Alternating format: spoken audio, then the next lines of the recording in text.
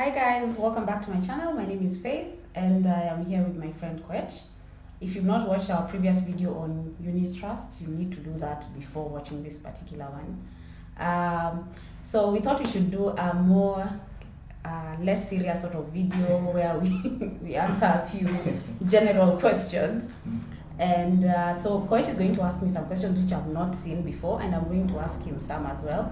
And people just give their genuine answers. So I will start off, Koech. Do you have a retirement plan in place? Like, do you save with the NSSF, which is what we have in our country? Yeah, sure. I'm a member for the NSSF because currently I work and part of my salary goes to NSSF contributions. Yeah, sure. And I believe when I'm retiring, that one is going to help me with certain number of issues. So if there was no NSSF, would you be saving every month towards your retirement, or you feel like you're too young? Because you're young, so why are you saving right now? Well, apart from NSSF, I've been able to save with a number of companies, the unit trust, and I just think my saving is, I think it's a contingency plan, so to speak. Yeah. All right. Sure. It's my time right now. Yeah. What would you save in a chama rather than a bank? Well, I do use both options. I save in a chama and I save in a bank. Well, for the bank, it's not really saving. I keep my money in a bank because it has to pass through that platform, because that is the financial platform that we all have as Kenyans. But I save in a chama because I am able to access loans. You know, if I'm to go to a bank, they will want me to meet certain requirements and the whole process is hectic. But for my chama, the minute we have a meeting or if it's an emergency, I just need to call the treasurer and tell them I need a loan, and that's it. I get the monies. And the interesting thing about our chama, there's this particular one I'm in. If you get a loan, the interest that you pay back with, you're going to be given at the end of the year. So in other words, it's like you're given money for free. For free. Yeah. Oh, that's fantastic. Yeah. All right. So there's this thing I've been seeing around, Koech, especially with young people. We have many mobile applications that give out loans. Tala, Branch, Mshwari, you name it. Yeah. We've been an easy target for fintech companies that offer solutions, but really I think they're exploiting Kenyans. So do you have any mobile loan? Well, I'd say no. But I've had those notifications on my phone. You'd see adverts from Branch. Mostly I see Branch more of the time. But I just see them as other people coming to disrupt my financials, I would say. So you've never taken any of those loans? Not really. I've not been tempted to, but I don't think I'll wait in the future, because if I just plan my financials well, I think I'll be able to sort a number of issues out. Like I told you, my savings is just a contingency plan should there be any eventualities. Yeah. Wow, that's really nice, because I know people who have like 10 of them. Yeah, sure. And it's like they can't get out of the whole thing. You get trapped. It's like an addiction. Many youths are lured to taking these loans, and in turn just have a bunch of defaulters out there. Yeah, it's true. I even wonder how these companies make profit, because there are a number of people who've defaulted on the loans. But guys, this doesn't mean that you should take the loans and not pay. You'll be listed on CRB. Honestly, it's not worth it. When you need big money, when you go to a bank, then they will refuse based on the fact that you've been listed. Yeah, that's true. Yeah. So my question would be, what would you invest in bonds and not stock markets? Why would I invest in bonds and not stock market? Well, I will look at it out of principle. Yeah. How the products work. Yeah. Bonds seem to be safer. Yeah. I know if I put my money there, especially government bonds, really I'm just waiting for the interest and the duration to end. And for government bonds, the risk of default is close to nil. I'm not saying it's not there, but it's close to nil. And when it gets to that level, it means that the country is no longer in existence. But for stocks are extremely volatile.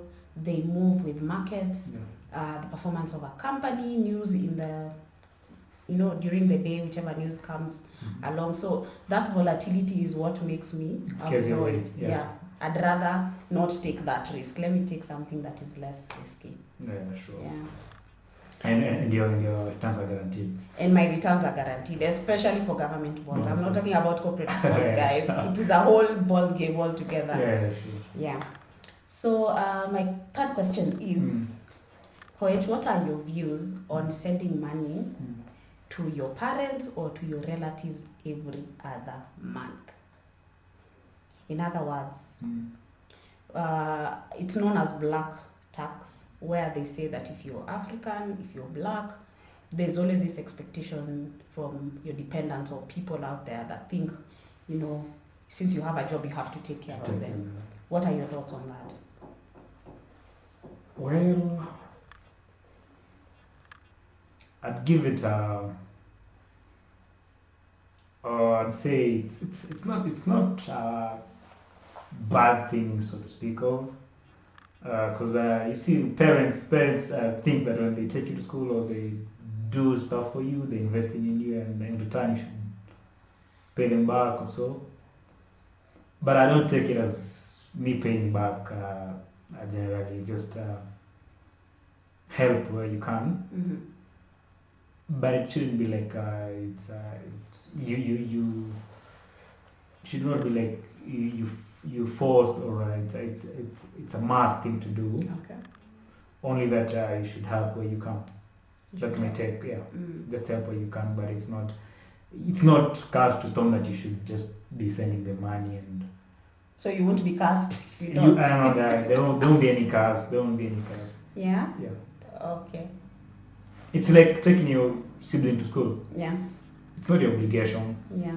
But maybe you want to share with your parents of some burdens. Yeah. And just helping. And just helping. Yeah, sure. Yeah.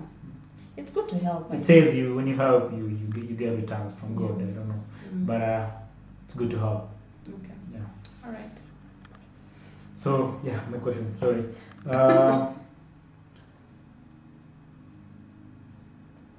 Where do you think your investment money should come from? Savings, salary, or maybe doing agriculture?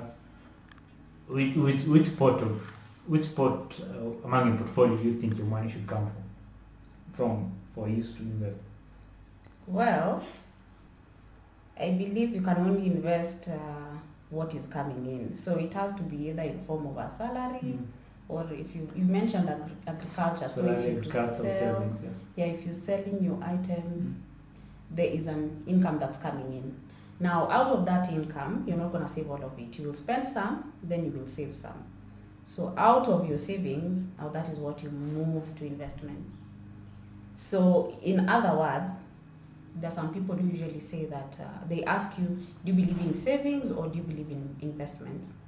For me, I'm not usually able to differentiate the two, because I believe you need to save that money in order to invest it. You will not invest money that you don't have. Oh, yeah, sure. Yes, and you will not invest every coin that you meet along the way. You have to save it up for it to be something significant for you to invest.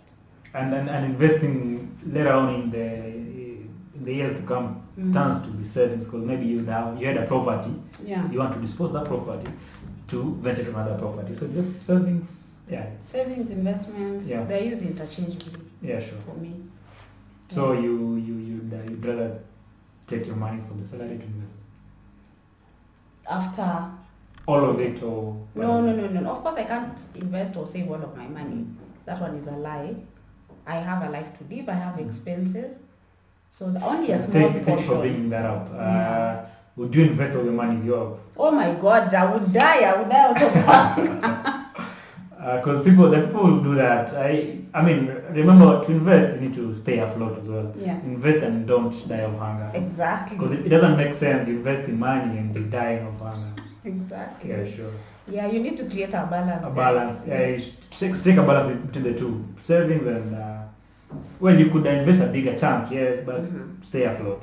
Yes. Yeah. Stay alive, guys. Yeah. Stay alive. That's true. All right. So my last question, Koech, Yeah. would you buy a car first or a house first? And the reason I'm asking this thing is because I've seen people fighting online about the answer to this question, and I'm like, is there an answer really? So a car or a house first? Well, I'll base my answer on two things: Yes. convenience and cost. Okay. Well, if currently maybe say I'm working and a car is convenient to me as far as moving around is concerned, Yeah. I'd go for a car. Number two, if the cost of building a home is way higher than the cost of me buying a car, I'd go for a car. So convenience and cost. That's what I'll say. So those guys who usually say, I can't park my car in a rented apartment, what would you tell them? Well, the convenience bit as for me as tackled everything. Convenience. Okay, well, you could be renting. You could be renting and you own a car. It doesn't harm to rent a home and own a car, or does it? No. It doesn't. So for me, just convenience. I have a car. I'm able to go to work.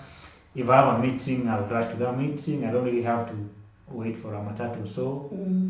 Yeah, then I'll just consider a car over building my home, which is way expensive. Yeah, especially that part for, yes, convenience makes a lot of sense. And then the cost. Yeah. Like if you're to look at the cost of building or buying a home versus buying a car, guys, you would not even be asking. Because your question, I think, rather, my thinking is your question is talking about a real house. Yeah. So the cost of building a real house, or rather a good model house, is way expensive as compared to a car. If I have 1.2 million or so, I'll buy a car. That's a very good car, by the way. If you have even 600,000, you're gonna get a car. Even half a. But I can't use half a million to build a house. I usually go like, which house are you building for half a million? million? If the car is convenient for you as far as you moving around and doing activities, and if it comes in handy, go for a car. Yeah, go for it.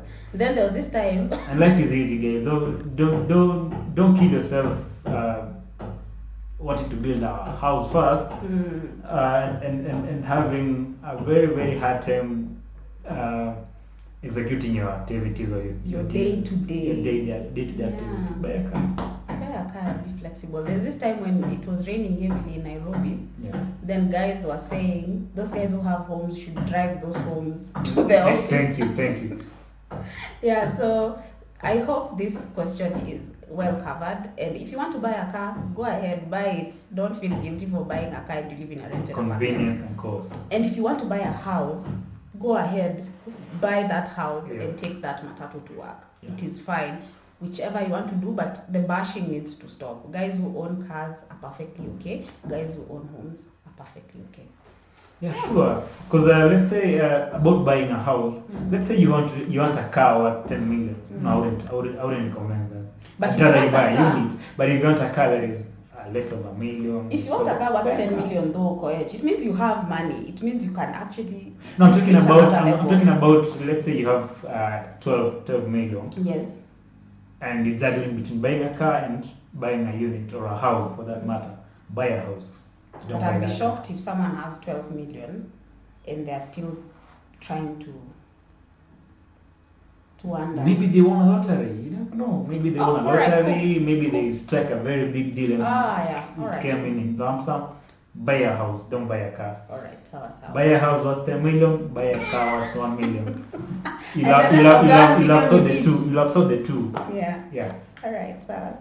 Go to your last question. To my last question is this is more personal about your stuff. Yeah. What informs your zeal to talk about investment and savings? Well, I've always loved talking about money since I was young, and I've always looked for ways of getting money. Like I am that girl. Like in high school, So it's fine. In high school I used to buy a box of biscuits Uh-huh. and go with it to school, boarding school. Then I would sell and I get remember, money. I used to do that. There's this brand called Palgi. I used to love those biscuits. Kitambo, yeah. Yes, so I would get money out of that. Then my mom introduced me to a chama very early when I was in high school. So I used to save like 200 shillings a month. Mhm. So I've always had this mindset, either I'm saving or I'm increasing the amount that I have. So it's something that comes sort of naturally to me. And then I've also gone to school, and the topics that I've studied around are to do with money and finance and all that. So literally everything revolves around money. yes, Yeah. yeah. So yeah, I get your point, and I think it's a good thing to talk about because there are a lot of misconceptions about money and money lost through doing stuff that you're not supposed to do. That people have money but they don't know how to use the money, or they don't have that financial advisor to take them through ways of which they might have their money work for them. Yeah. You can employ your money to work for you actually. You can employ your money, that's true. That's true. Yeah. Guys, if you want to employ your money, as I said before in my previous video, contact this guy. His name is Isaac. I have his number, so in case you need his number, Yeah, sure. just write to me or comment below and I'll give it to you. And you can ask him. And guys, don't call beyond 9 p.m. So guys, thank you so much for watching today's video. Have a lovely weekend. Make sure you like, subscribe, and comment in this video, and share with your friends. And don't stop to talk about money. Yes. Always talk about money. Exactly. Money is good, right? Yes. All right. Have a lovely week, guys. Bye. Bye.